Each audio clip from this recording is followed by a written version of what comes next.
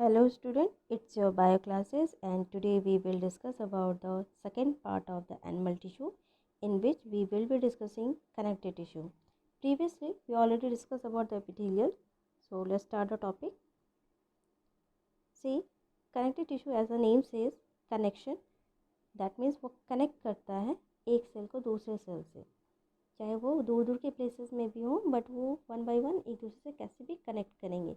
ये कैसे कनेक्ट करेंगे? They are actually loosely bonded. अगर वो बहुत लूज बॉन्डेड है, मतलब उनके बीच में जो डिस्टेंस है वो काफ़ी है और still they are connected, may be the elongated cell, ये हो सकते हैं.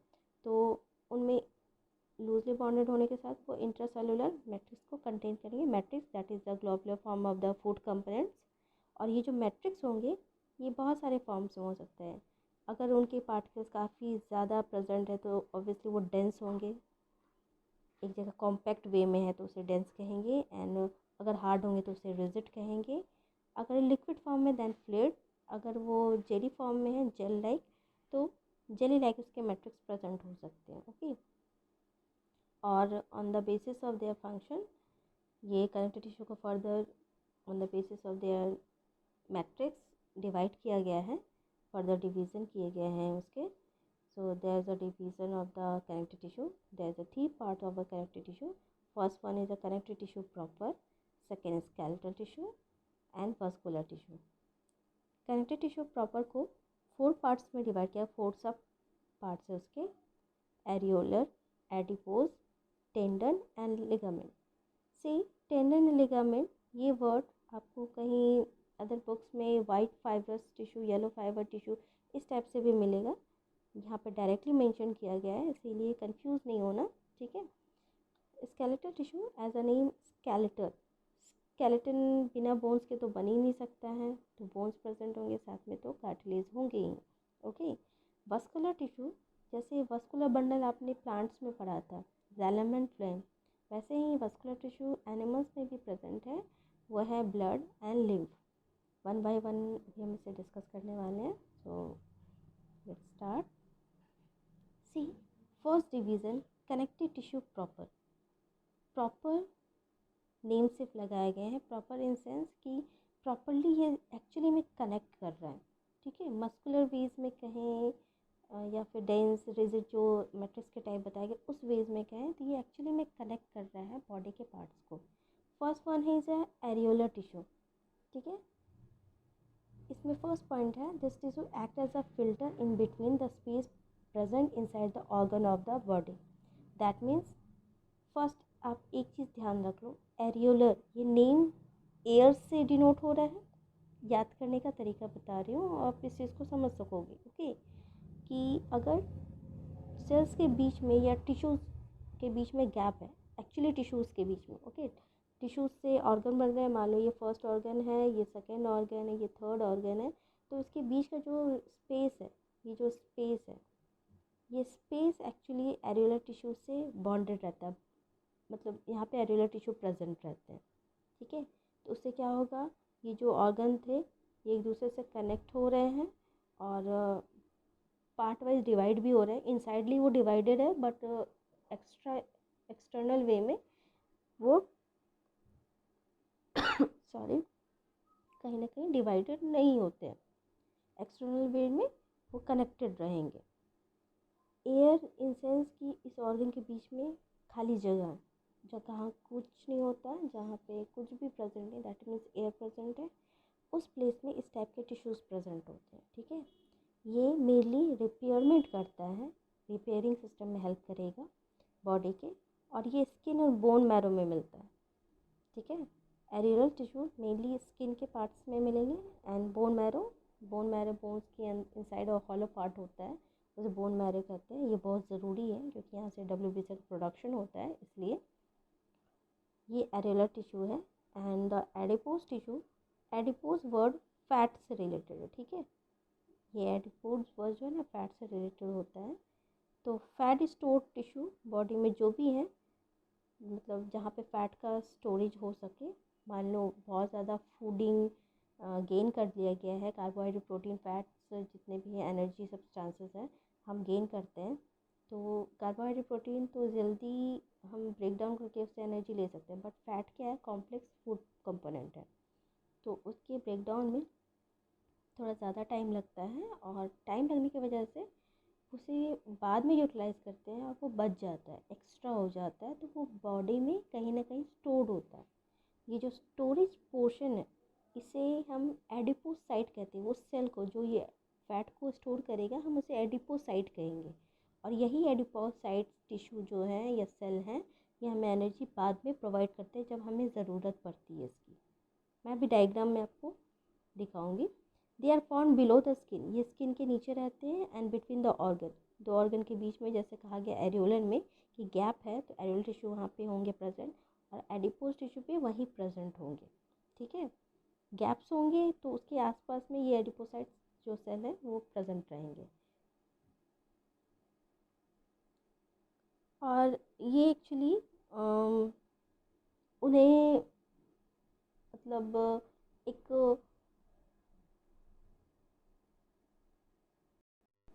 ये कह सकते हैं जैसे कि कुशनिंग, जैसे कुशन होता है ना, मतलब गद्देदार टाइप का, उसी टाइप से ये जो सेल्स है ना, वो काफ़ी सॉफ्ट रहते हैं आसपास अदर ऑर्गन्स के, और उन्हें मैकेनिकल स्टंट से बचा सकते हैं, मैकेनिकल इंजरीज से। जैसे कि हर्ट है तो हर्ट के प्रोटेक्शन के लिए हमारा रिब केज है, कि जैसे हम गिर गए और वो डायरेक्टली हमारे हर्ट को इंजर्ड नहीं करेगा, पहले रिब केज इंजर्ड होंगे तब हर्ट हो इंजर्ड होगा, तो रिब केज इतने स्ट्रांग होते हैं कि वो इंजर्ड नहीं होंगे, तो हार्ट भी प्रोटेक्ट होगा। लाइकवाइज ये एडिपोसाइट्स जो है ना, जो सेल एडिपोसाइट्स है, वो दूसरे ऑर्गन को प्रोटेक्ट करता है, इंजरी से बचाता है, कि वो कहीं कोलैप्स नहीं कर जाए, टकरा नहीं जाए, और उसे बचा सकें हम। ठीक है, मैं अभी डायग्राम बता रही हूँ आपको, एक सेकेंड। सी, यहाँ पे डायग्राम में मेंशन है adipocyte. See, adipocyte that means adipose tissue, और एडिपोज सेल्स, ये सेल्स है और इसका कॉम्बिनेशन आपको टिश्यू कहलाएगा।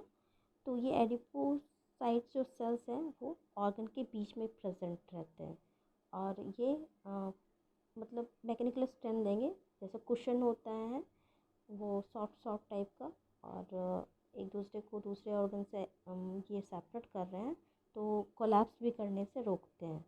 ओके, और ये जितने भी आप सेल्स देख रहे हो, ये एरियल टिश्यू का पार्ट है। एरियोलर इन सेंस, मान लो ये एक ऑर्गन है तो इसके बीच का डिफरेंस भी बना दे रहे हैं, ये ऑर्गन तो उसे डिफर कर रहे हैं, इसे डिफर कर दे रहे हैं, तो ये एरियोलर जो बीच में गैप पोर्शन है ना, उसे बनाता है। The come to the tendon and ligament. Tendon और लिगामेंट में एक चीज़ ही ध्यान रखनी है, ठीक है। ये टेंडन जो है ये बोन्स और मसल्स को कनेक्ट करता है, और लिगामेंट जो है ये बोन और बोन को अटैच करता है। ये बेसिक है, और समटाइम कंफ्यूज हो जाते हैं स्टूडेंट, ये कॉम्पिटिटिव क्वेश्चन का क्वेश्चन भी है, तो इस चीज़ को ध्यान रखना है कि टेंडन जो है ये बोन्स और मसल्स को अटैच करेगा, और लिगामेंट बोन्स टू बोन को अटैच करेंगे। ओके, क्योंकि टेंडन मसल्स टू बोन्स को अटैच करता है, तो इसमें लिमिटेड फ्लेक्सिबिलिटी होती है, ठीक है, बट इसमें फ्लेक्सिबिलिटी होती है, दैट इज़ द थिंग। और लिगामेंट्स क्या है, बोन टू बोन को अटैच कर रहा है, ये इलास्टिक होंगे, ये कनेक्शन को बहुत ज़्यादा मतलब हेल्प करेंगे एक दूसरे को, तो इसके मूवमेंट में वो हेल्प कर रहे हैं। इनमें इलेक्ट्रिसिटी जो होती है ना, वो बहुत ज़्यादा हो गई, that means called flexibility as you say. और ये इसमें लिटिल मैट्रिक्स, मतलब इसके मैट्रिक्स फॉर्म बहुत कम होते हैं। यहाँ डायग्राम में ये टॉपिक बताया हुआ है, किसी एक चीज़ ध्यान रखनी क्या है, यहाँ पे आपको लिगामेंट का स्ट्रक्चर बताया गया, ठीक है। लिगामेंट जो ये बोन जो अपर पार्ट है और एंकल पार्ट है, उसे सेपरेट कर रहा है, मतलब सेपरेटेड बोन्स है, और उसे अटैच कर रहा है, सेपरेट नहीं कर रहा है, अटैच कर रहा है, बट ये सेपरेटेड बोन्स है actually, I have to say that. और इसमें क्या है, आप डायग्राम्स में देख सकते हो, ये जो मसल्स है ये मसल्स पार्ट है, और ये बोन पार्ट है, ठीक है, ये मसल्स है और ये बोन है। इन दोनों को अटैच करने वाला जो पार्ट होगा ये है टेंडन। ओके, टेंडन और लिगामेंट में ये बेसिक डिफरेंस है, और यहाँ थोड़ा सा कंफ्यूजन होता है स्टूडेंट को, इसे याद रखना है। Come to the skeletal tissue. Skeletal name से बोन्स के बिना तो होगा ही नहीं ये। तो बोन्स एक्चुअली ये फ्रेमवर्क का काम करता है हमारे बॉडी में। Is a very important part कि बॉडी के सिस्टम के लिए, बॉडी के फ्रेमवर्क के लिए, स्ट्रक्चर के लिए बहुत ज़रूरी है कि बोन्स रिजिड एंड इनफ्लेक्सिबल हो। ठीक है, ये जो टिश्यूज़ होते हैं ये स्ट्रांग होते हैं, इनफ्लेक्सिबल होते हैं, इनमें रिजिड मैट्रिक्स मिलता है, जैसे कि मैट्रिक्स के टाइप में बताया गया था। ये कैल्शियम और फास्फोरस के बने हुए हैं, और मोस्ट इम्पॉर्टेंट इसमें हेबर्सियन कैनाल सिस्टम प्रेजेंट होता है। मोस्ट इम्पॉर्टेंट है हेबर्सियन कैनाल सिस्टम, जिसकी वजह से ये रिजिड मैट्रिक्स की वजह से हेबर्सियन कैनाल सिस्टम बना सकते हैं, और वो रिजिड हो जाते हैं। ठीक है, टफ होते हैं। इसमें अनदर पॉइंट्स हैं कि ये सिलेंड्रिकल स्ट्रक्चर फॉर्म करता है on the axis, along the axis. ये बनाएगा एक स्ट्रक्चर, जैसे सिलेंडर का आप मैथ्स पढ़ते हो, सिलेंडर कैसा है, तो वैसे टाइप का एक स्ट्रक्चर बना रहा है, जिसकी वजह से इसका टफनेस काफ़ी और ज़्यादा रिजिड हो जाता है। ये ब्लड वेसल, लिम्फ वेसल्स और नर्व फाइबर्स को अलाउ करते हैं अपने आसपास में सिक्रेशंस के लिए, और इनमें काफ़ी कैनाल सिस्टम्स जो हैं वो काफ़ी स्ट्रॉन्ग वे में कनेक्टेड रहते हैं सॉरी, जिसे कैनिकुली कहते हैं। ठीक है, ये जो कम्युनिकेट करता है canal system, Haversian canal system bone cell के साथ, तो इसे हम कैनिकुली कहते हैं। और एक और चीज़ कि स्केलेटल टिश्यू में बोन टिश्यू जो है, बोन सेल्स जो है, हम उसे ऑस्टियोसाइट कहते हैं। ठीक है, site for sale and osteo for bone. ठीक है, ये बोन के लिए कहा जाता है, site for sale. Bone cells को हम ऑस्टियोसाइट्स कहते हैं। यही ऑस्टियोसाइट सेल्स जो है ना, ये सिलेंड्रिकल स्ट्रक्चर बना रहे हैं हेबर्सियन कैनाल का। And the cartilage, it's help to join the bone.